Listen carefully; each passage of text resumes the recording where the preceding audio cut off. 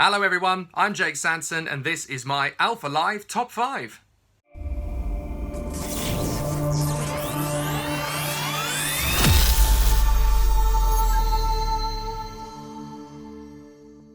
I hope you're all keeping yourselves safe and sound during lockdown. I've got plenty of Lego racing cars and DVDs and books and video games to keep me nicely entertained. But it's been great fun coming up with my top 5 list of Alpha Live commentaries. I've basically been involved with the team since 2017, and in that time I've had over 100 races to commentate on, so it's been quite tough to slim it down to just 5. But I think I've got the perfect blend of action, drama, suspense, entertainment, comedy, and a little bit of action. Did I say action twice? I don't care. It sounds good. At number 5, it's over to Clay Pigeon Raceway, a circuit that can get very windy and very wet at the best of times. But myself and Anthony Jordan were not quite prepared for how difficult commentating on the Parker Racing Stock 140 mini bikes were going to be. We could barely see out of the commentary box. The race may not have been the most thrilling, but it certainly sticks in the mind as a great moment of entertainment in my career. Hope you enjoy it, if you can see it.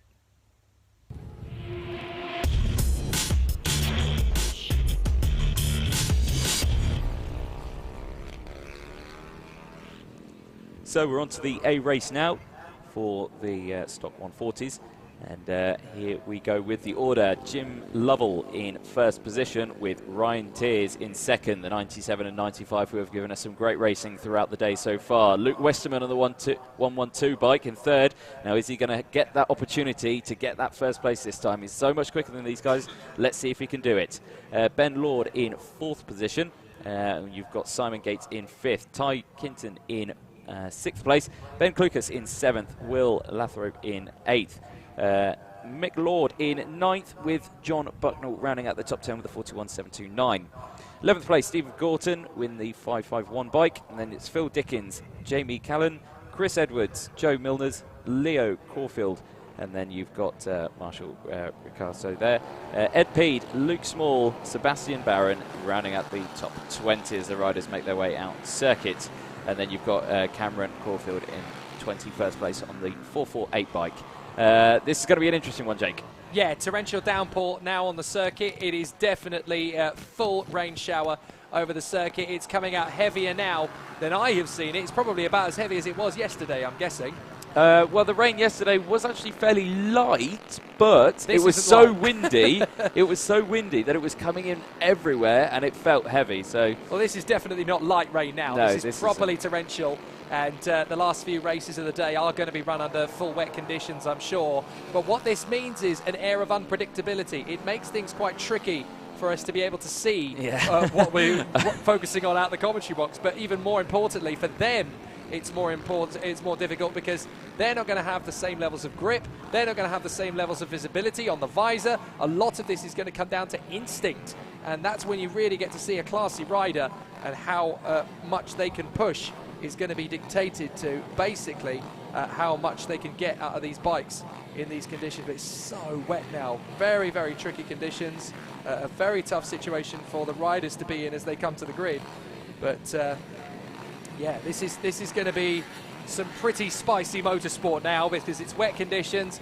Most of them are actually on cut slicks. Yeah, I just noticed that. So cut slicks for some of the riders, the 55 there. So definitely on the cut slicks. But I think that's the right choice for one more race. Yeah, you could be right. But green flag goes up, riders are ready.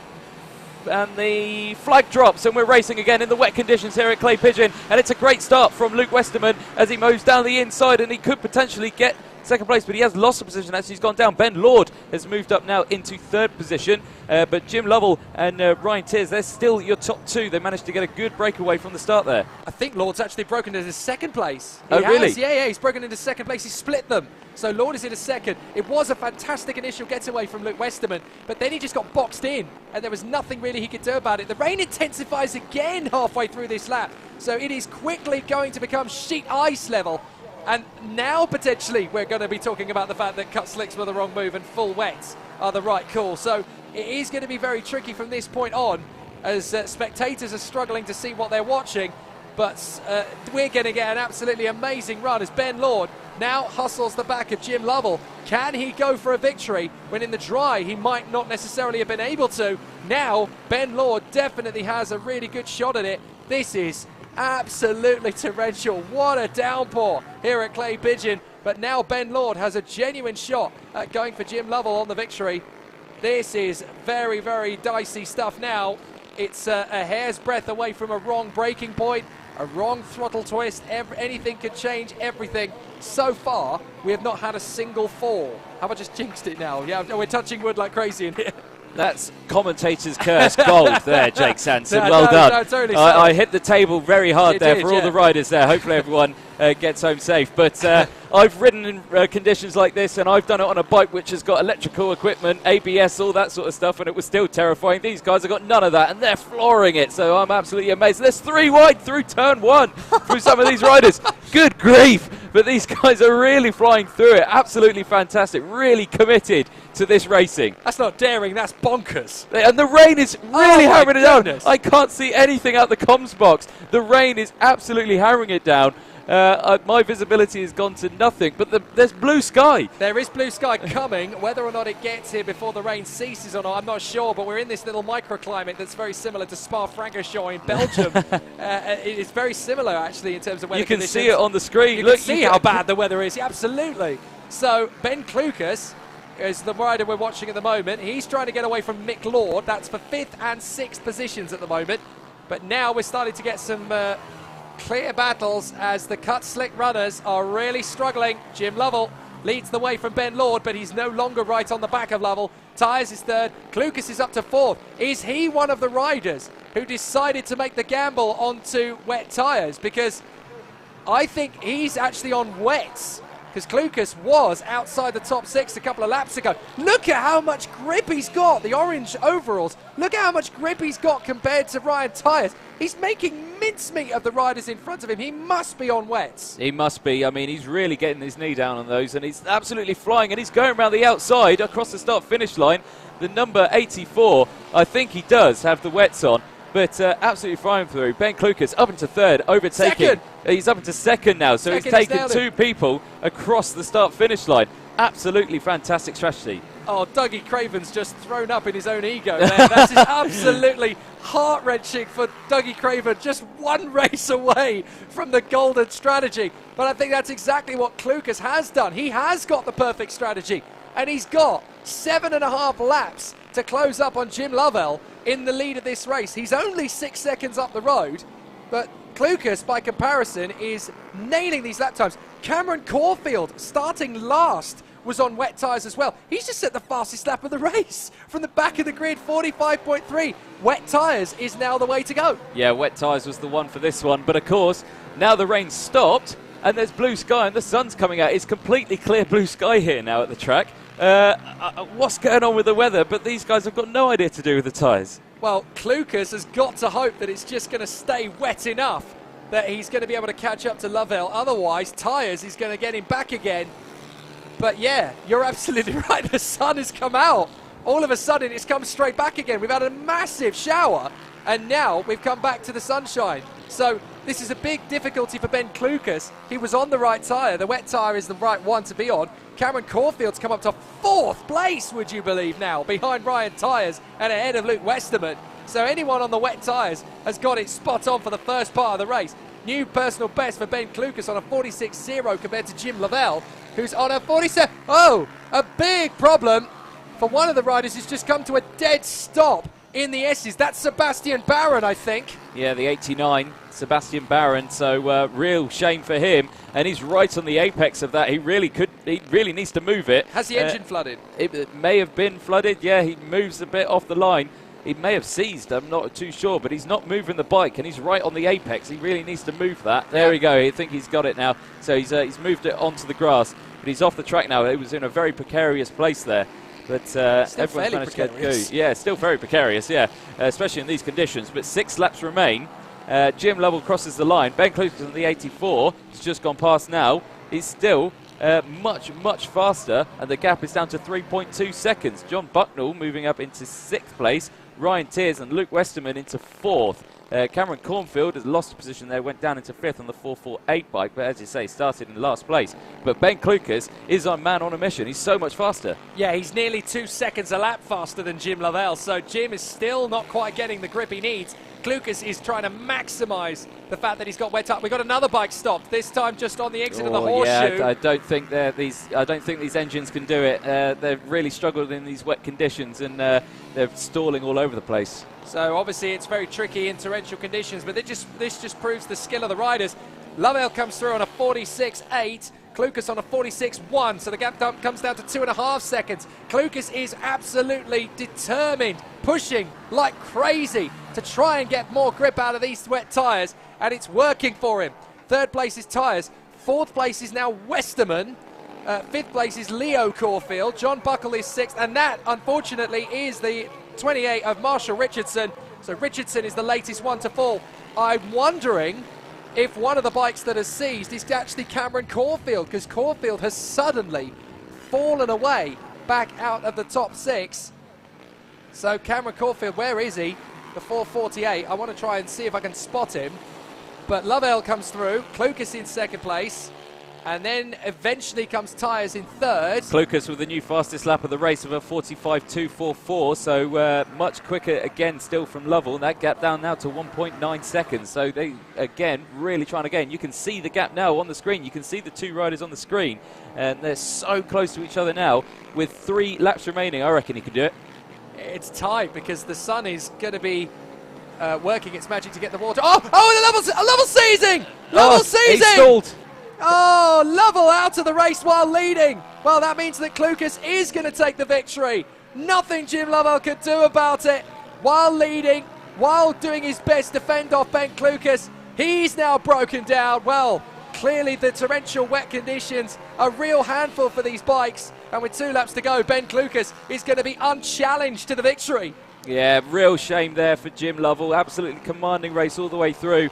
New fastest time, though, by Ben Klukas, 44.999. So he's really flying through this track, though. But massive shame for Jim Lovell. I just feel like these wet conditions are just playing havoc with the engines and the carbs. A real shame for this man as well, Ben Law. Oh, we've got another one gone down. Westerman. That's Westerman. Westerman from 3rd place. From 3rd, so that's going to put Leo Caulfield up into 3rd position. They're dropping like stones now. A real disaster. As Westerman comes and he rejoins in front of Kart. Westerman. Oh, Luke Westerman, that is a rookie move from Luke Westerman to get back onto the circuit in front of other bikes. He almost takes out 3 bikes through turn 1. Luke Westerman, dear oh dear. Well, that could have been absolute nightmare. Last lap is out now as well. It is the last lap. Well, thank goodness nobody hit him. But Luke Westerman, that's a rookie error. You don't come back onto the circuit right across the racing line without looking to see how many bikes are coming. Goodness me. That could have been nasty. That could have been really nasty. That's very not good riding there from Westerman. Really should have thought about that. Well, what about this dude? I mean, this guy's Ben Klukas. I mean, he's had a fantastic race. Great strategy in terms of what tyres to go for and just the pure control of it. But here he goes on the start-finish straight. He's coming to the line now. And he's really slowing down for it as well. Is he going to relinquish it to Ben Tiers? He's broken down on the line. I think he broke down on the line. He did. He's broken down. He's broken down on the line. But he's won the race still. Yeah. He won the race. He's won the race. He is broken down on the line. That's not intentional. I did think he was slowing down. Word. I think, was that slowing down because he knows he's got a good win? But no, nothing to do with it. Ben Klukas, he's broken down after the finish. Well, what a time to do it. What a time to do it, hey? He's still got the win, so well done to Ben Klukas. He was so close, though. Ryan Tyres was only 3 seconds behind him at the flag. Ben Klukas breaks down on the finish line. If that race had one more lap, that would have been heartbreak. It would have been. So absolutely fantastic race all round, though. This is Jim Lovell. Look, he's shaking his head before he even gets to the corner. Jim Lovell knows that the bike is breaking down. He just suddenly disappears. He was shaking his head before. Lovell was shaking his head before he even got to the corner. He knew that the bike was breaking down. Westerman went down. Look, he comes back on the circuit. He isn't even looking. He isn't even looking to see when the other riders are coming. That's rookie. That was absolutely outrageous. I mean, I wouldn't be happy with Westerman if I was one of those riders. Disaster. And then Klukas breaks down on the line. And there he is, walking it back. It's all right, you won. Don't worry. You've broken down, Walking but you it won. back. Walking it back. Don't worry, mate. You won the race. Amazing. But cracking stuff. We'll go into the next races very soon as well. Unbelievable. It doesn't happen often that you can't see out the commentary box window, but fortunately, when you've got a good mucker like Anthony Jordan to share the moment with, it's a good laugh. Now, on to number 4, and up to Rowrah. Ah, the glorious sunshine of Cumbria. Yeah, I don't believe that one either. It was a proper wet day as well, and it was during the Bambino Kart Club O-Plate weekend. On the support bill were the senior Rotax brigade, and they weren't racing for a particular championship, they weren't racing for a particular prize money pot or anything like that. It was just being on the support bill, being up in the northwest and enjoying your day out of karting. But boy did they make the final a cracker of a race. Sit back and enjoy. Crack open a cold one as well. This is a race for the ages.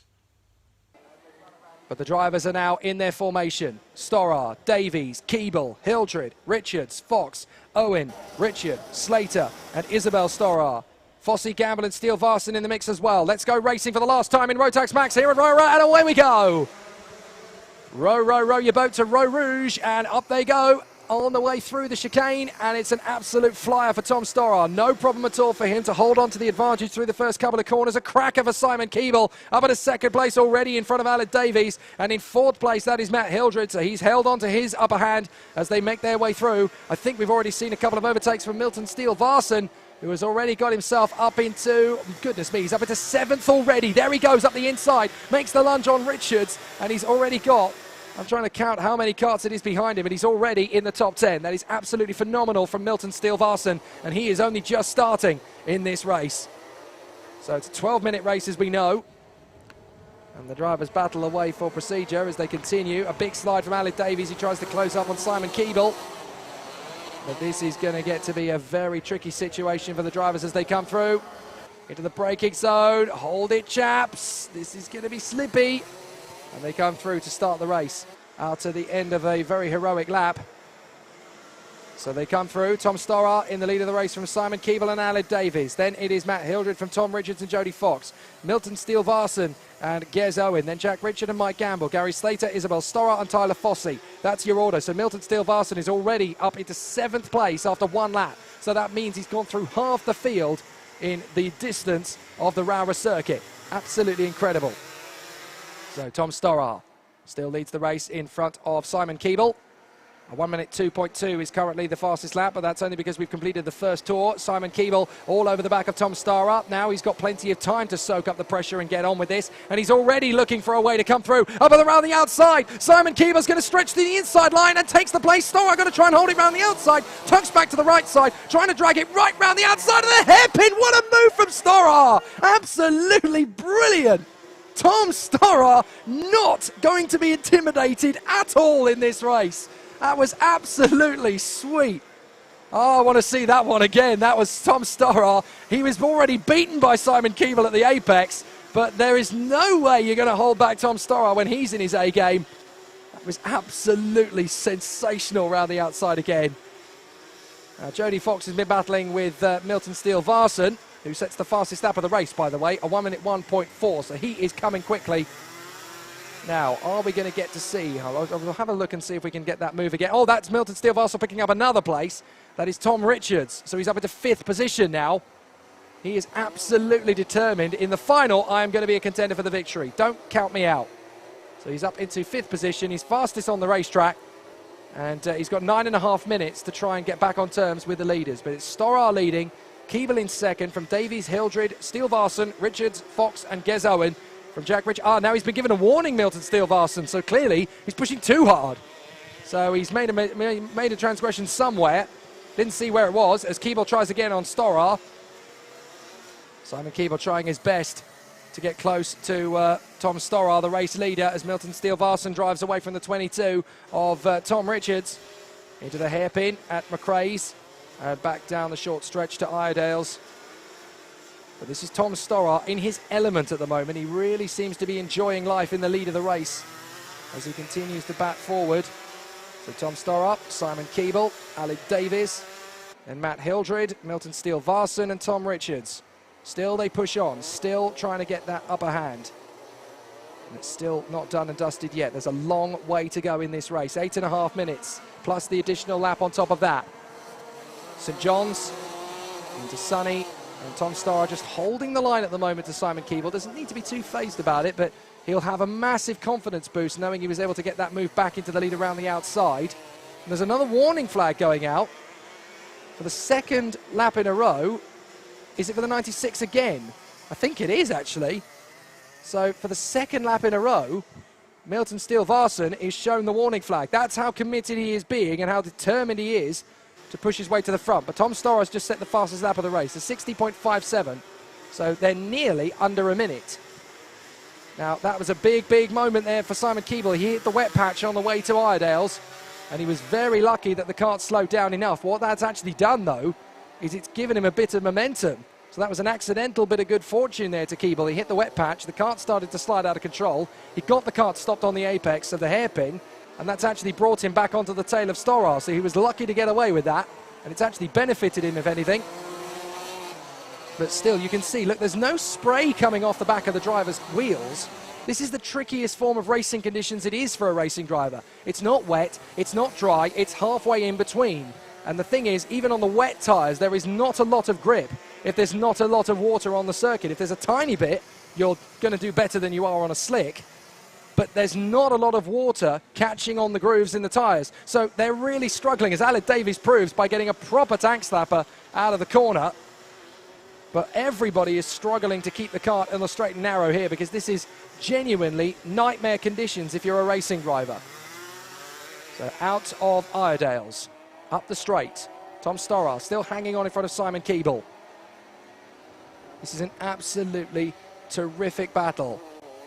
Still, Tom Storer holds the lead of the race in front of Simon Keeble, but this is an absolutely exceptional run up at the front end. Meanwhile, Milton Steele-Varson is closing up on Matt Hildred in the bid to get into fourth position. Aled Davies is still there in third, but he's under pressure to keep with the two leaders now, as they are pushing very hard to get themselves back up to speed again. So across the line comes Tom Storer in front of Simon Keeble. Aled Davies still third. Then it is Matt Hildred in front of Milton Steele-Varson, and then Tom Richards. Jody Fox is seventh in front of Gez Owen. Here we go. Simon Keeble's got another big run on the back of Tom Storer. He's got to time this right. He can't just slingshot it up the inside. He needs to know that the move is going to happen. Comes through the apex of Iredale's. They go round the deep side of the circuit, round on the far end. That's where the grip is going to be more placed than on the inside line. Again, down the back straight, Storer tank slaps the car. Here's the move from Keeble. Beautiful, absolutely beautiful. Storer bangs wheels with him, trying to come back around the outside, though. He gets it back again. Terrific from Tom Storer. There's nothing Simon Keeble could do. Oh, I want to see that one again for definite. There was wheel banging, but that's perfectly fine racing. Let's look again. So Keeble's thrown it up the inside. He's got good positioning on the apex, but there's a narrowest of narrow gaps. There's a little nudge, but that's enough. And Storer's back through. Sweet as a dandy. Absolutely terrific. And I have a feeling they're just going to keep this battle going to the checkered flag. Spot on, boys. Keep it up. Tom and Simon absolutely swapping rubber, swapping sidewalls at the moment as they go around Rowrah. Down to the hairpin again. Storer still hanging on from Simon Keeble through the outside line of the apex there at Iredale's. Down the back straight. Well, Storer knows where he's going to be. He now places his kart to the inside line, but that could be counterproductive. Here comes the move. Oh, so beautifully planted on the exit. See, Storer is ready for him because he knew where the kart was going to be placed. He knew where he was going to go for it. Keeble's going to now throw caution to the winds up on the inside. On the curb, loses the back end, taps the side of Storer again. Now he's going to try and get the switch back. Storer has been given a warning for that. Well, I think that's racing as far as I'm concerned. Yes, there was a little bit of a rub, but the officials have deemed that Storer just needs to calm down his act a bit. Absolutely incredible. But he does get a warning for that manoeuvre, and I think, well, as long as it's only a warning, I think that's all right. But here comes Keeble again, trying to get around the outside, and still they duel for position. This is absolutely terrific from Storer and Keeble. Round to the outside of Iredale's, but watch out, here comes Aled Davies. If you keep on bashing wheels, someone else is going to snatch the win, boys. Down the back straight. Alid Davies is well positioned here. He can read the situation perfectly. He's been watching them swap paint for the last couple of laps now as well. So this is all going to be about how Alid Davies keeps himself in contention. Down to St John's. Look how hard the two drivers are working on the steering wheel. This is no smooth maneuvers. It's all about timing and precision. You've got to be absolutely physical on the way round the circuit. Both of them drifting out wide. The thing is, there's not enough rain for the grip levels. They cannot quite keep these karts on the straight and narrow. They're having to wrestle with them. And here comes Milton Steele-Varson, a new fastest lap, 60.3. So he's catching up with the leading three as well. This is an absolutely sensational battle. And now it's going to be four of them battling for the win. Storrar, Keeble, Davies, Steele-Varson into the hairpin at Iredales. Someone's obviously gone off there and left some mud on the circuit. They've got to be very careful not to drift too far to the apex. But now Storrar.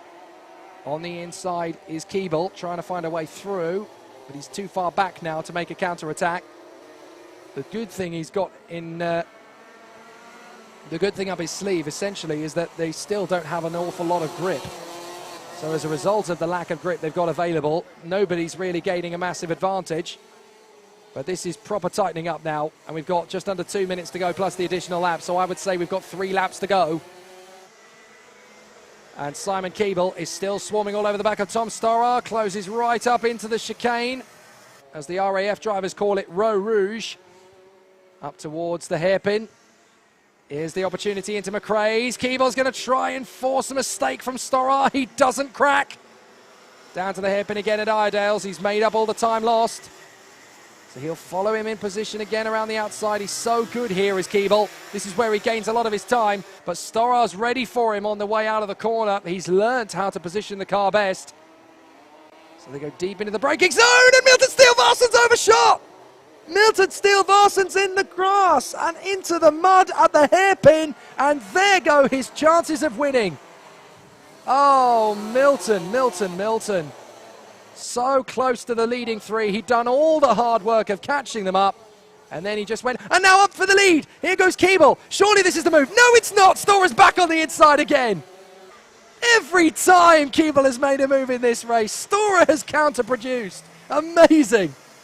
A great swap for positions. But Milton Steele-Varson, I'm afraid, is out of contention. He's down to 5th. He has got it going again. And now up the inside comes Alid Davies. He's trying to get through on Keeble. But now with Steele-Varson down to 5th behind Matt Hildred. Then there were 3. Alid Davies is going to tank slap it up the inside. That did not work. I think he missed his braking point there. He suddenly realised, if I don't slow this car down, I'm going to wipe out the 2 leaders. And now a very run wide from Storrar. Up the inside comes Keeble. And again they battle, and again Storrar comes through. Oh my word, this is glorious, but Keeble is not going to give up. Here he comes again on the inside. Storrar sliding wide on the outside, gets the lead back again. And now on this switchback, he's going to try and hold on from Keeble. Here we go again. Simon Keeble sits up and pays attention. Now he's going to have to try and sweep out wide, but here comes Alid Davies up the inside for second, and he gets it. Alid Davies into second as we go into the last lap. And now Alid Davies, oh, he's into the back of Storrar. Careful, boys. Oh my goodness, this is heroic stuff, classic racing, and it just keeps getting better around the outside. Oh, he's got into the back of Storrar! Oh no, disaster! Let's watch again. Keeble's gone round the outside of Davies. He's missed his braking point by a metre, and he's gone into the back of Storrar, and it's game over. And I'm afraid to say, that means that Alid Davies is going to win this race. Tom Storrar is livid. Yes, Simon Keeble, you can put your hand up and say sorry, but it doesn't change anything. Tom Storrar is absolutely fuming. That's not the way it should have ended as far as he's concerned. But for Alid Davies, he was in the box seat. He knew that something might kick off, and it's exactly what's happened. The 2 leaders have tangled, and Alid Davies was in the right place at the right time as he comes out of the final turn. Alid Davies, he's going to pick up the victory here. A fantastic drive, and Alid Davies gets the win. Second over the line is going to be Keeble, but I doubt he'll keep it. Third is Milton Steele-Varson. So after all of that, Milton Steele-Varson is still going to come through and get the... Well, I'm just thinking, National Kart Cup, do they have front fairing rules? Because if they do, That was a big hit Aled Davies had into the back of Tom Storer at the beginning of the first lap. If he's got a front fairing penalty, out of all of that, Milton Steele-Varson might have won this race. So there are so many factors to come into this one. I love races like that, where you genuinely can't predict the winner. That's what this sport is all about. Well done, and credit to all of them for giving me a brilliant show. At number 3, off to Whilton Mill, just down the road from the home of British motor racing, Silverstone. And it was the Senior X30 season finale of the Whilton Mill Kart Club. Piers Pryor had to hold off a charging Matt Armstrong. It looked good in the early stages, but under the floodlights, everybody was going to pieces just a little bit. It was a thrilling race and an amazing battle. And when there's so much pressure, so much tension, it just makes it all the more enjoyable. Here's my number 3. So it comes down to this last race of the season. And for Piers Pryor, this really is the moment of truth. He wants to win this title. He's worked so hard to get there. He came into this championship weekend behind Matt Armstrong, has made the points work in his favour. He's dug deep and delivered this weekend. And now he's got just one more race to decide it all. Armstrong is there behind him on the second row of the grid in with Alexander Huang. So let's decide the championship. It's game on now! And into the lead already, Luke Whitehead's trying to come onto the inside of Piers Pryor, but Pryor is there, and Armstrong has ended up being impeded as he results in third position. He's now going to try and get through into second position straight away on Whitehead, and he's through into second place. Oh, there's contact further back, and that is a spin around, unfortunately, for the 76 of Ethan Ling. So Ling has gone off into the hairpin. He's going to try and get back into the race once again, but the field takes its way through to Ashby. Pryor leads, Armstrong second. Game on for the title. So if it ends like this, Pryor is going to be the champion. But what a showdown it's been over the weekend. And a really exciting final race we're going to get in Senior X30, especially with the new young kid on the block, Luke Whitehead, having stepped up to his first Senior X30 meeting and taking a win in his first weekend. Oh, who's that that's gone off at the toe of the boot? He lost somebody in the fray there. That is the 24 that's gone off. That's James White. So James White's had a moment there in the haze of the night time. Pryor's pink colours almost fluorescent as they come up to the braking zone, and that is a move from Gus Lawrence into the inside line there of Alexander Huang, and that gets him into 5th position. So it's Pryor, Armstrong, Whitehead, Jensen Brown in 4th, from Lawrence, Huang, Matchell, Herbert, Koika, Torpy, Nat Thomas, and then Louis Short and Joe Weaver from Nelson King. So still some good action all the way through this field, but for Pryor and Armstrong, it's the moment of truth, and it's the battle royale they've been waiting for. For Armstrong, he's got to dig deep and stay with Pryor, but Luke Whitehead is giving him some pressure. Luke Whitehead is really showing him a clean pair of heels here, so Armstrong's got to stop focusing on Whitehead, and he's got to charge forward after Piers Pryor. He's got to hope that because Whitehead is just seeing what he can do. Oh, that's an off there, unfortunately, for the 29. And a change for the position, that's Whitehead through. Whitehead has got through in a second on Armstrong. That will absolutely seal the championship. Sorry, I got distracted by Henry Ayers going off, but through into second comes Whitehead. Whitehead is through past Armstrong. Now, Armstrong has got to hope that if he can tag onto the back of Whitehead, Whitehead is only bidding for victory. He doesn't care about the championship at all. He wants to win the race to prove what he can do at Senior X30 level. If Armstrong can tag onto the back of Whitehead, they can close up on Piers Pryor, and hopefully the race will not be lost. But look at Pryor, he's just disappearing out in front. The gap has opened up to 1.4. So Piers Pryor is looking good to run away with the title out front. He's just got to keep the faith and keep pushing all the way through. But Armstrong down to 3rd position definitely doesn't help his cause. Whitehead is in second position, and who's that in 4th? That's Jensen Brown. Brown wants to continue to cement his 3rd position in the championship. He's not going to score enough to outclass Armstrong in the season finale, but he would love to end up on the podium at the end of the season. So it looks to me as though Jensen Brown is not done yet. The Dan Holland Racing driver is going to push Matt Armstrong all the way through. The Alico driver is obviously trying to stay in position, but Piers Pryor is out in front, looking calm and composed in the lead of the race, exactly as he meant to coming into this one. He got a perfect start, and from there it's just been all guns blazing, but it's not done yet. We still have about 5 minutes if you add the extra bonus lap. And Jensen Brown on the back of Matt Armstrong in 3rd position, and behind him is Gus Lawrence. Then it's Alex Huang from Matchell, Herbert, Torpy, Koika, Short, Weaver, King and Kieran Jeremy now in front of Nat Thomas and Will Thomas. Then Charlie Koschel, Tom Fleming, Joe Ahrens and Harry Barlow in the top 20. So still a good battle between these guys up at the sharp end. Luke Whitehead running beautifully in second place in his first ever meeting as a senior X30 driver at Whilton Mill. Maybe coming out of junior X30 and stepping up to senior X30, he will really be able to show the world what he can do in 2019. But this man, Piers Pryor, is already doing so out in front of the Whilton Mill Kart Club Senior X30 Championship. If only this boy had the budget to go to the Nationals, he would be absolutely fantastic.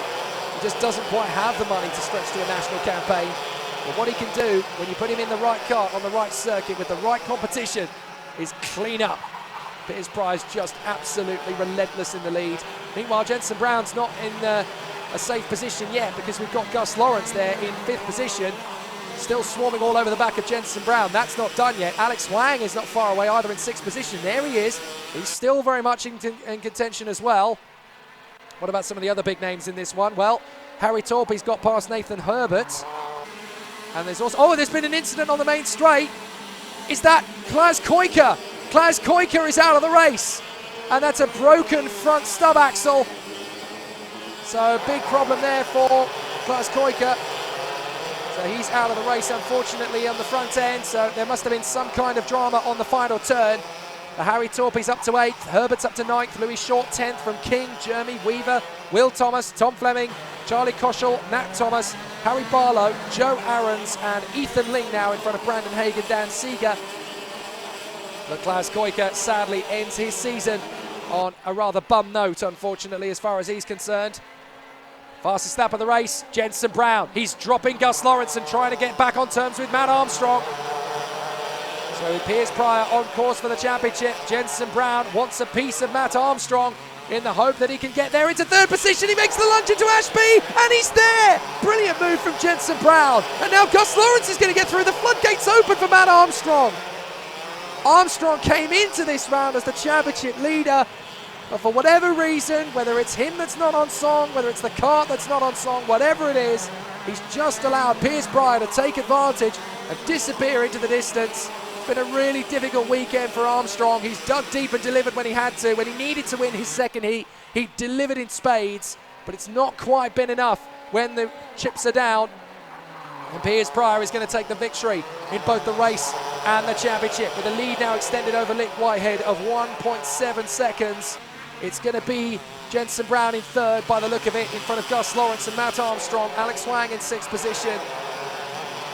But this man, Jenson Brown, has really dug deep and found something special to get into 3rd position. He's another one who, had he had a little bit more luck in terms of the last couple of heats, I mean, he was up in the top 5 for a lot of the day. But that last heat, it all went awry. He could have had a challenge for victory himself. But Pryor continues in front of Whitehead. We're into the last minute of the season or so. Add the extra lap, of course, onto that. The Honda Cadet Championship final is coming up after this one, of course. And that title has already been won in favour of Theo Makuris, but we're about to crown another Whilton Mill champion in X30 Senior. But Piers Pryor has run beautifully in front of Luke Whitehead these last 10 minutes. It's been absolutely terrific. Here he comes. Piers Pryor, just on the back straight, up to the boot for not quite the penultimate time, it's the anti-penultimate time. Into the toe of the boot and down the drop into the right-hander. And he'll have 2 laps to go with Whitehead in 2nd, still being caught actually by Jenson Brown. But Whitehead is doing the best he can to keep him at bay. There is not a lot in this at all. 1.69 is the gap back to Piers Pryor up in front, with Jenson Brown not far in behind now. It's a bold move from Harry Barlow. He's made a nice little overtake there in the final turn on the 51 of Nathan Herbert, and that puts him up another position. So a good little dicey move there from Harry Barlow as he gets up another place or 2. And that's another name you need to look out for in the future. Yellow flags into the first corner. Yellow flags into the first corner, so something has happened there at turn 1. Haven't seen anything, but that doesn't mean that there hasn't been an incident or 2. We haven't actually spotted what it is yet, but the yellow flags have been withdrawn already, so somebody's spinning on that last lap. We're on to the very last lap of the season now, and for Piers Pryor, it's all been absolutely perfect this weekend. It couldn't have come at a better time. He couldn't have delivered in a better fashion. And he's going to come through as the champion. There he is in Ashby. But Piers Pryor is looking good to get this title won in fantastic, flamboyant style. He'll come onto the back straight now.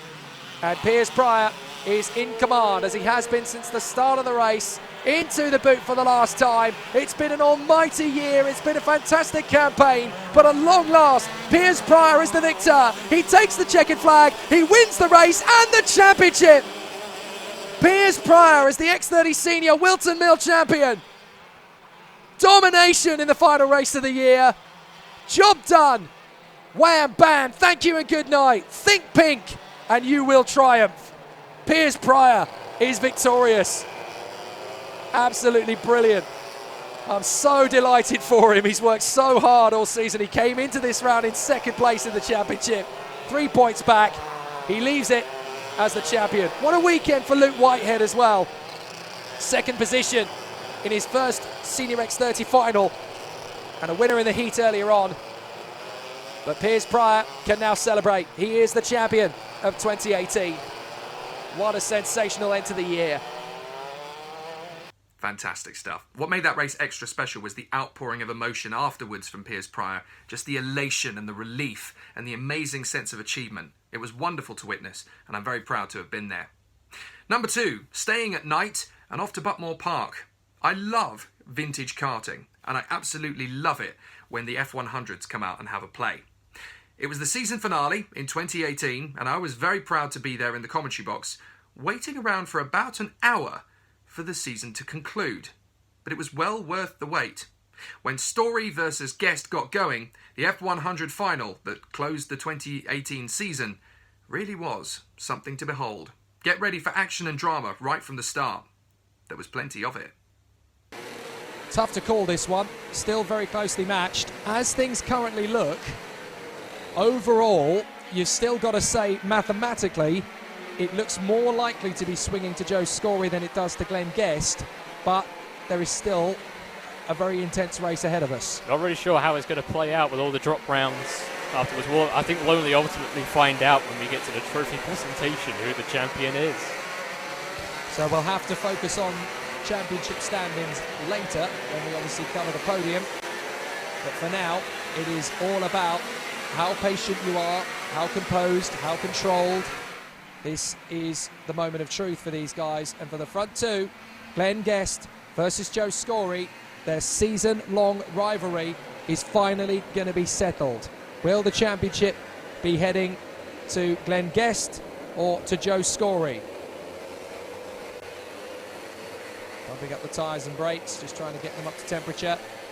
It's now or never, and it looks like a clean start in terms of the grid formation. There are a few karts at the back, though, that are playing catch-up, so we may go round again. Yeah, we are going round again. We are going round again. As if it wasn't tense enough, we are going to go round again. And you can hear the Joe Scory fan club just about over the top of the sound of all the engines, just. There's a lot of passion for these guys. They really want to bow out. And this, again, shows the incredible rate of growth of the F100 Championship. You know, all of a sudden, the fan base is slowly starting to grow in the sense that, you know, the fans are more partisan. It's becoming a bigger deal to the people who really live and breathe F100. Absolutely, and this sort of thing helps. Broadcasting it live over Facebook and YouTube on Alpha Live. Massive thanks to Alpha Live again for their F100 coverage. They're back in action again tomorrow for the Club 100 at Whilton Mill. Do please tune in for that if you are a karting lover, as we are. Now it's time to end the F100 UK series. The spirit of the 90s will come to a conclusion under the lights at Buckmore Park. The tension is high. Battle lines are drawn. Let's race at Buckmore Park one more time, and it's Glenn Guest to the first corner. Will he beat Joe Scory? No, Scory round the outside, gets the move and gets the lead, but he drifts out wide on the exit. Guest is going to get back to the inside line. Scory has to settle for second for the moment as there's jostling, pushing and shoving on the way through the first couple of corners, but Glenn Guest holds the lead on Joe Scory. Scory's going to try straight away to cut back on him. Brilliant racing already. I think Adam Wardell's off at the first hairpin. He was jostling for third place in a battle with someone else who was half on the grass there. A couple of other drivers going a little bit out wide, but for the moment it's these two jostling away for the victory, and it's the championship fight as well. These two will decide the fate of the pre-2000 championship. Guest defends to the inside line, expect that all the way through, but he drifts out wide and Scory gets him on the undercut. Scory is through and takes the lead. He was just so much more confident going through the first corner. He just cut back underneath. He waited for him to run wide. Glenn Guest is back at the inside. Oh, this is going to be like this every single corner nearly of every single lap. And Joe Scory, hand in the air, protesting. But I don't think you're going to get away with moves like that. Joe Scory gets a warning, interestingly. I wonder if Guest is going to get one as well. Yes, he does. These two are going to have to settle this on the racetrack. Oh, my word. I don't think Glenn Guest is going to take this lying down. I think Joe half expected him to. He's going to have to defend again, is Glenn. Here goes Scory up the inside, drifts out wide. Guest gets it back, and Scory's run right off the racetrack. Now he's going to have to spend the next 3.5 minutes or so getting straight back onto the tail. So it looks to me as though Joe Scory is the one who's cracked under the pressure. But will second place still be enough to make him champion? The way these races have gone, it's not clear cut. I think Joe was just so desperate to get in front that he went for the first move that presented itself, and that resulted in him just going way too fast off the circuit and running off wide. Well, luckily, I think he's got the pace to catch Glenn again. Well, Wardell is now in third position in front of Pierce and Jacques Jensen. There's the 52 in dire straits, unfortunately. So problems there for is going to be Francis Stewart, who looked like he could have been a race-winning contender at one point, and has unfortunately found himself down the order. Here's the move at the inside for third place. Hang on, is that on Joe Scory? That was on Joe Scory. That's Jack Jensen. That was Jack Jensen. Jack Jensen has gone into second position. And Pierce made a bit of contact as well. Patrick Pierce made a bit of body contact with Joe Scory as well, trying to get past. Well, Scory is hitting meltdown as up the inside. Now comes Patrick Pierce to take third position. This could be changing the championship fight. You've got to remember there was only 40 points between them coming into this round, slipping to fourth place. Guest would get 100. Scory, I think, would only get about 75. That's maybe 25 difference. If he's lost 15 more points to him, this could be Glenn Guest taking the title away from him. Well, Joe's just got to take a breath and then he's just got to gather himself back together. There's just under 3 minutes to go. You can make this back up. He can get back up to second at least. He's got to find a way to get back into contention. He doesn't want to panic. He's still got 2:44 plus the additional lap. Here he goes. Scoring on the inside of Pierce. Wow. That's more like it. Nice. Into third position. That was a massive lunge from quite a long way back. But again, he needed to do it. He had to do it. And he's managed to get himself into position. Now, surely, if he gets himself into second position, that is potentially going to be enough. We'll have to do the mathematics and get to the podium, but a second position for Scory could be enough to get the title won, but he needs to stay focused. He needs to stay composed. Glenn Guest is doing exactly what Glenn Guest should be doing, disappearing, getting distance between himself and the rest of the field, and hoping nobody comes near him. He's been rapid throughout the year, as Glenn, as always. And hang on a minute. Scory's back down to fourth, is he? That's Pierce through into third. Where's Scory? He was Where third. Is Joe Scory? Where is Joe Scory? If Joe Scory's out of the race, if Joe Scory might be out of the race. If Joe Scory is out, then surely Glenn Guest is going to be the champion. He must have stopped over by the back end of the circuit. We must be able to see him somewhere. I don't believe it. The last race of the season and Joe Scory is out. Well, that means that surely with Glenn Guest taking 100 points, there is the 152. That's Jack Jensen out. Jack Jensen was in second. Yeah, that was around the hairpin, so Adam Wardell's up to third. Wow, they're dropping like flies, but the big one in terms of significance for the championship is with Joe Scory gone, Glenn Guest is going to get 100 points with Joe scoring nothing.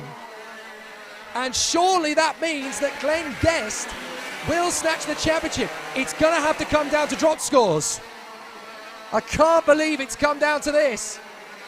Jack Jensen out of the race as well, tumbles down the order to nothing.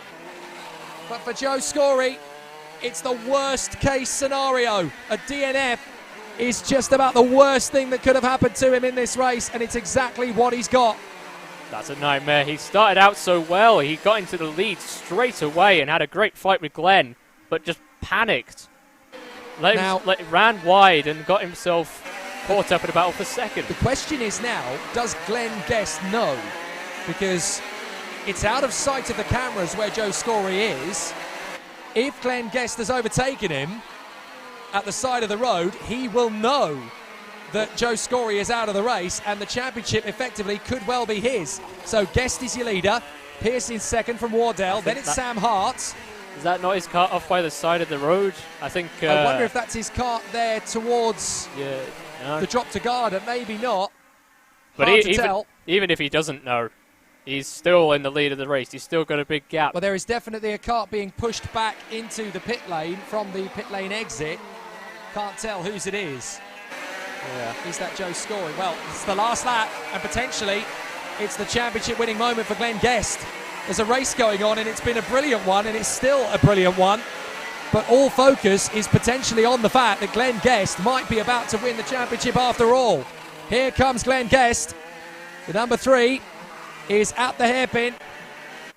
So here he comes. Glenn Guest is going to take the victory, the last race of the year, and it'll be on drop scores whether he wins the championship. But Glenn Guest is going to cross the line and take the checkered flag. Glenn Guest wins the last race of the year. But you're going to have to join us for the podium presentations because we're not sure if he's won the title or not. But I guess with Guest having won the race and Scory DNFing, 100 points to Glenn Guest, I'm guessing nothing for Scory. It's all going to come down to the dropped score tallies. Yeah, Someone's going to have to do some maths pretty quick. Yeah, I know. Well, that all came down to the first few laps where Glenn Guest was just able to keep his head. Rob Jones out of the race, sadly, on the last lap as well. That night at Buckmore Park was truly fantastic. I really had a ball. And F100 is the reason I got into karting in the late 90s. So what Jay Fairbrass and the team are doing is just impeccable. I love it. Keep up the good work. And when this is all over, I can't wait to hang out with you guys again. Let's do it. Now, number 1. You're probably thinking, it'll be a birelART UK Series race knowing Jake. Of course it is. I can't deny. I loved that championship so much. My time there was very special. From 2014 on their YouTube channel, and then 2017 and 18 with Alpha Live and the whole birelART gang. It was just wonderful. Andy Cox runs a fantastic ship of people, from the admin team to the marshals to the officials to the stewards, the engineers, mechanics. Everything was perfect. It was a wonderful weekend. Every time you went out to a circuit. The drivers, the mums, the dads, the family members, the dogs, the aunts, the uncles, the cousins, the grandparents, the friends that tagged along. It was all wonderful. Saturday night with a guitar, around a campfire and a cold cider and somebody's birthday cake that had been made for someone in the paddock. Some of the best nights of my entire life. Never mind my career. I'll never forget them. Trying to pick one race out of all of that though, it's been hard, and I've watched them all again to try and pick the one that was the best. And I think I've nailed it. Certainly the race that for me had everything. It had drama, it had action. Every lap made you glued to the screen. It was at Hooton Park, on my doorstep, just down the road from Ellesmere Port. And it was the junior final in 2018. That race had absolutely everything. No clear dominating leader, lots of battles, loads of overtaking, drama, action, pathos. It was glorious. And you'll probably notice that my vocal cords are struggling to hang on. That was what birelART UK was like every weekend. Oh boy, do I miss it. Enjoy. So, who is going to be the race winner of the final? Callum Gunning on the front row of the grid, with Morgan Cole alongside him on that front row in what is turning out to be his best weekend in the championship. 2 second places already for Morgan Cole. Can he make it 3? A podium would definitely give Morgan Cole plenty to smile about in any of the 3 positions. He would be elated with that. But Callum Gunning wants to level Harry Graham for victories in this 2018 season. Gunning, Cole, Taylor, Huntley, Baldry, Parkinson, Graham.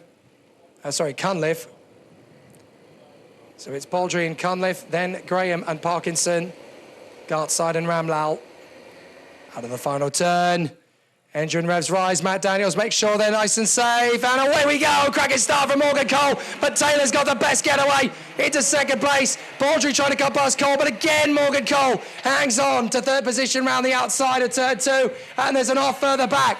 Who's that's gone backwards down the order? Somebody's dropped a long way down. I think That looks to me, I can't quite make out who that was, but Cole has got his arm in the air, a little bit irritated with something that Toby Baldry has done, I think. Into third place goes Baldry, in behind Nicky Taylor, and in behind Cole, it's Harry Graham. Graham in the 5th place. So the race is now well and truly on for him. Parkinson in 6th. Cole runs wide out of the final hairpin. But Gunning, Taylor, Baldry, Cole and Graham. Here comes Graham looking for Cole, but he doesn't get through. So who was it that dropped a long way down the order? Trying to figure out, because Davison and Whitehouse have dropped a long way back. Now it's Taylor for the lead. Taylor goes for the lead on Gunning, and he's through. Baldry's alongside him though. Baldry trying to come around the long way, but Taylor leads. Baldry's 2nd. Gunning down to 3rd. Graham is through to 4th past Morgan Cole and Parkinson in 6th. But Nicky Taylor hits the front with Toby Baldry in 2nd. Callum Gunning's now got his main championship rival behind him, Harry Graham. So just when we thought Gunning might get a hat-trick, Taylor and Baldry have got other ideas. And now Graham, Gunning's main rival in the championship, is right behind him. Here comes Baldry up the inside of Taylor. Taylor's not going to let him get through. Brilliant bit of driving. Oh, and off goes Cole. Cole's gone off at turn 3. He's absolutely livid. Oh, Morgan Cole was balloting for 3rd position, and it's all gone wrong. So now Baldry in 2nd, Gunning 3rd, and Graham 4th. And Cunliffe is through into 5th place in front of Parkinson and Ramlau. Gartside is next up. And then it's Joe Sheppy in front of Harvey and Huntley. Huntley was the one who ended up going backwards down the field.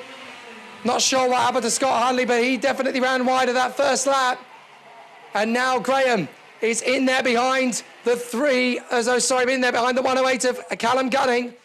Alicia Barmowski's got Morgan Cole behind her.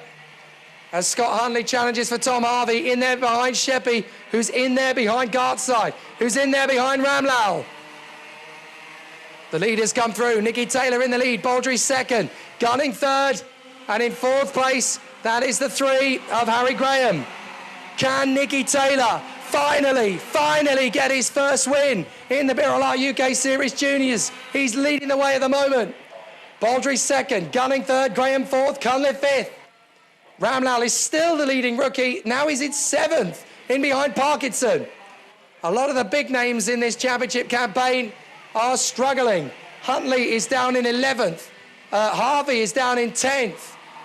Who else has dropped a long way back? Morgan Cole now slips to 13th, trying to make his way back forward. Dylan Reed in 14th. And of course, we've got Davison and Whitehouse further down the order, but Nicky Taylor is leading in the juniors. Baldry 2nd, trying to hang it out in front of Gunning. Here comes Gunning for the move. Gunning going to try and get past, but doesn't get through. Graham had a good shot at Gunning there as well. So they continue down the straight towards turn 4. Taylor, Baldry, Gunning, Graham, Cunliffe, Parkinson, Ramlau, Sheppy, Harvey, Gartside and Huntley ahead of Barmowski at 12th. So the drivers knitting their way through, trying to keep themselves out of trouble, out of harm's way. But Nicky Taylor is your race leader. Baldry 2nd from Gunning and Graham, then Cunliffe, Parkinson, Ramlau, Sheppy, Harvey, Gartside, Huntley and Barmowski. So there's a long way to go in this race. 10 minutes to go, plus the additional lap. But it's Nicky Taylor who holds the initial lead of this race. Now, where is Morgan Cole? He is closing in on Alicia Barmowski. Problems with his nose cone, as you can see. It's flapping in the breeze a little further down than it should be for Morgan Cole. He's trying to get it back off his knees, I think. But he is still there running around in 13th. Not quite where Morgan Cole wanted to be. But he's still having a great weekend, and those 2 second places cannot be taken away from him now. So here comes Taylor, Baldry, Gunning, Graham. Graham is actually being a little bit conservative at this point. He's not going to lose ground where he doesn't have to. He's just sitting in behind Gunning. He knows that at the moment, he can drop the earlier 2 heats and still have a 4th and 2nd place from Landau counted to his final score, while still relatively running. That's Whitehouse. Whitehouse has gone off of the hairpin. Whitehouse has gone over the hairpin, but he doesn't want outside assistance. He wants to try and get back onto the circuit. But it looks to me as though he's not going to be able to get there. So Whitehouse, sadly, is going to be out of the race. Well, that's a shame. And as they come through, yellow flags fly at turn 3. And George Whitehouse, sadly, is out of this race. That is a real shame. There's Morgan Cole, having got onto the back of Alicia Palmowski now. But it's Nikki Taylor who leads the way in front of Toby Baldry, Callum Gunning and Harry Graham. We could end up with a very interesting podium finish here. There's Palmowski, still trying to fight back, and Morgan Cole dives to the inside. Good move there from Morgan Cole. He is not done. He is not defeated. He's still gunning for it. Meanwhile, further up the road, we've got a bit of a tussle between Huntley and Gartside as they've both got past Vijay Ramlal. So Ramlal is not safe and sound as the leading rookie yet, because although Palmowski did it in race 1 and Ramlal did it in race 2, Ramlal is being caught now by Palmowski, who is now right on the back of Morgan Cole. If I was Alicia, I'd sit right behind Morgan and gain as much ground as possible. Behind her, though, is Dylan Reed. And Dylan Reed is up to 14th place. So he's obviously trying to make up for lost time as well. But Nikki Taylor leads the race. Harry Graham in 4th behind his championship rival Callum Gunning. In between them is Toby Baldry in 2nd. Scott Huntley still pushing after Gartside. Morgan Cole has got past Palmowski, as we know, but Palmowski's got Dylan Reed to deal with. Nikki Taylor has been caught again by Toby Baldry. So Nikki Taylor, Baldry, Gunning, Graham, Cunliffe. Any one of these top 5 could still get the podium. Any one of these top 5 could still get the victory, but Gunning is looking very defensive to Graham now. Graham coming down the main straight, in through turn 1. No change for the position. A lot of marbles flicking up all over the circuit. So Taylor leads, Baldry 2nd, Gunning 3rd. Graham still sat in 4th position, no panic yet. He doesn't need to worry about anything too much for the moment. Championship-wise, this is still Harry Graham in the lead of the title fight. 2nd place, Toby Baldry, getting closer to Nikki Taylor. Knows that he could challenge him for the race victory. Still a long way to go. We're at the halfway stage of the race now. Just under 7 minutes plus the additional lap to go. And Nikki Taylor's got the giraffe, Toby Baldry, right behind him. So cool because Toby Baldry is so massively tall for his age. He's there in 2nd place. Here comes Gunning. Has a bit of a look for Baldry. Needs to do that because Graham is getting very close in behind him. Graham's going to get him on the undercut. Side by side. And Cunliffe goes for the move on Graham. Doesn't get the move stuck.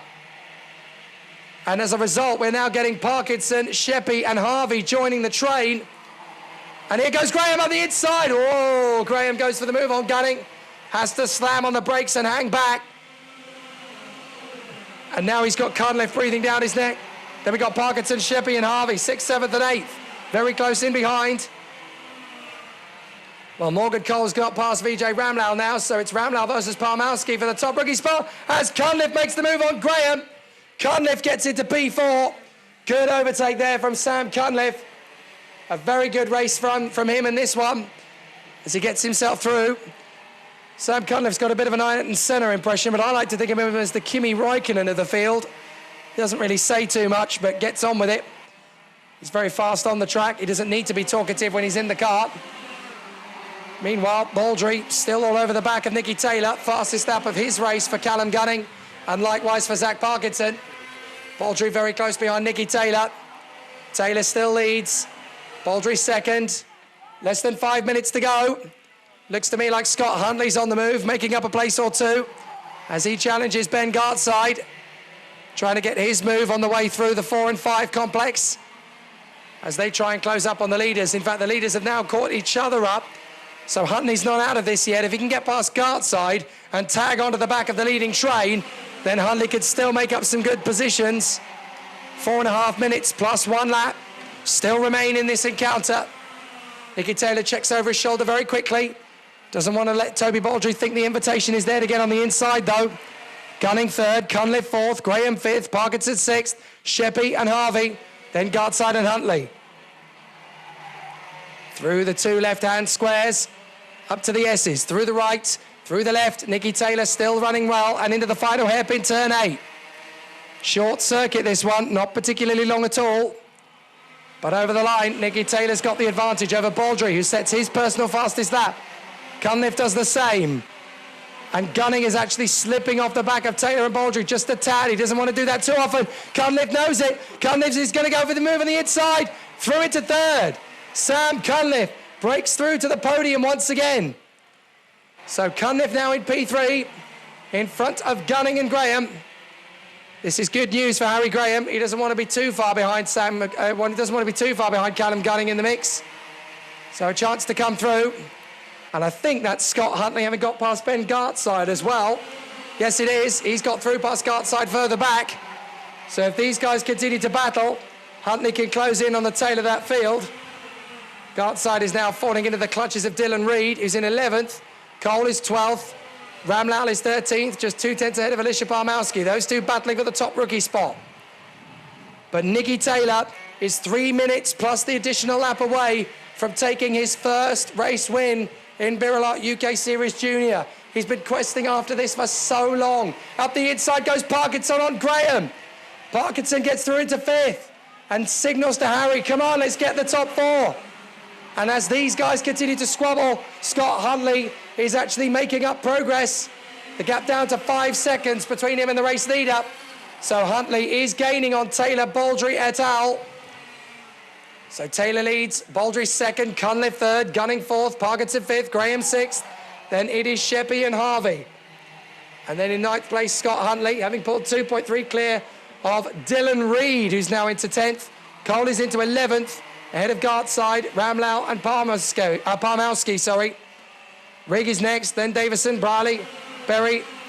We think Vincent is in that mix somewhere as well. And then, of course, our retiree, George Whitehouse. Taylor and Baldry both set their personal best laps of the race.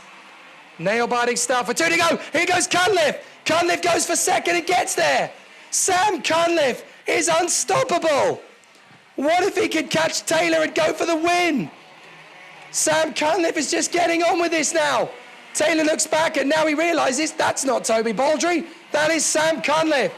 And Cunliffe has got plenty of time to do this. They seem to have made the perfect setting with the pressures. Here goes Cunliffe for the lead.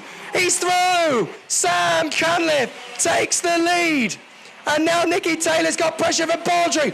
Baldry overshoots. Gunning's going one way. Graham's going the other. Parkinson going with him.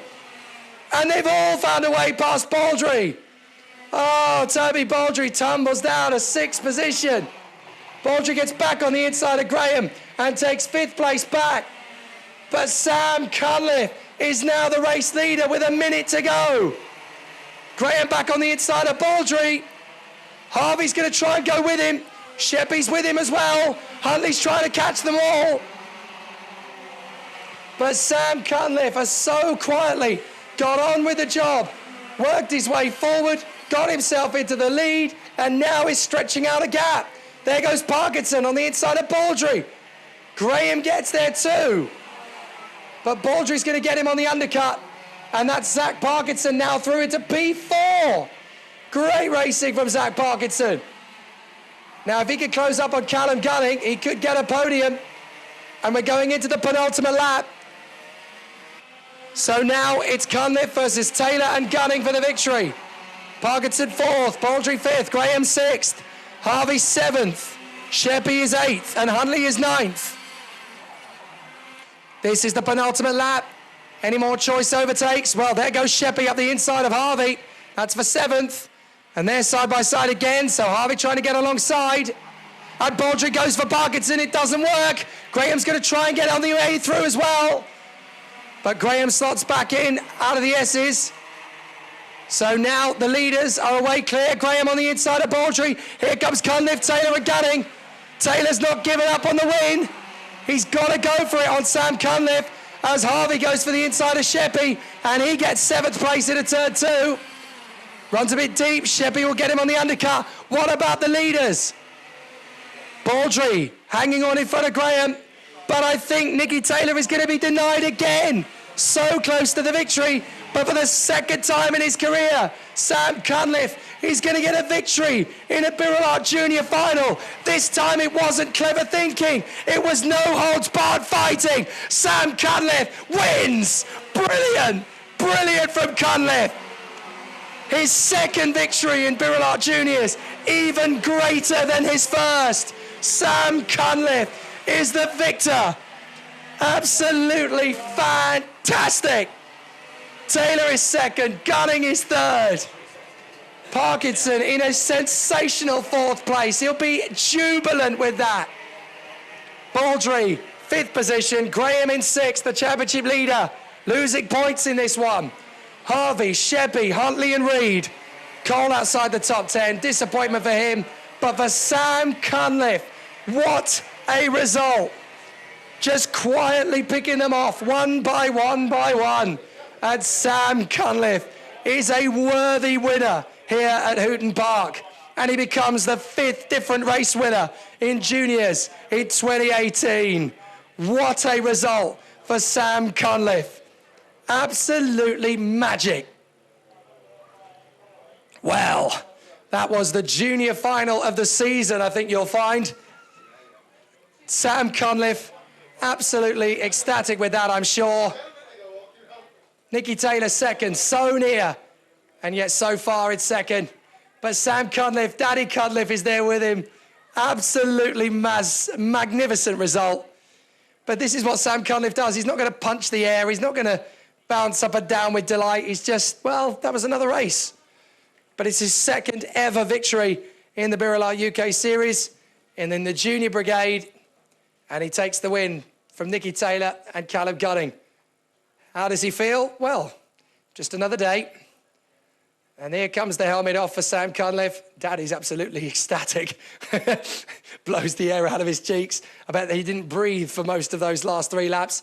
Nicky Taylor and Dad are very happy. Second place. That's his best ever finish in the birelART UK Series. And he worked so hard, so nearly a victory. He'll be back at Shennington, no doubt. But what a great battle between those two.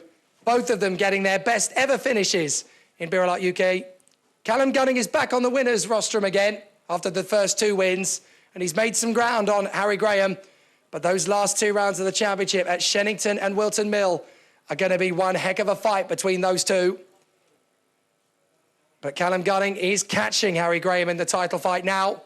And with 2 weekends to go, it's game on. Epic stuff. In truth, there were so many races like that in the birelART UK Series days. There were plenty of times when my vocal cords tried to scream blue murder. Enough! Enough! Oh, it was great fun. I really had a ball. Thanks for giving me the opportunity to show you my top 5 races from my Alpha Live days. Make sure you like and subscribe to the YouTube channel and, of course, to the social media accounts on Twitter, Facebook and Instagram. When this is all over, we'll go racing again, and hopefully my dulcet tones will be in action a few more times for Alpha Live broadcasts. For now, though, we're going to have to find something to occupy ourselves with. Lego's doing quite well for me at the moment. See you soon. Take care. I'm Jake Sanson. All the best.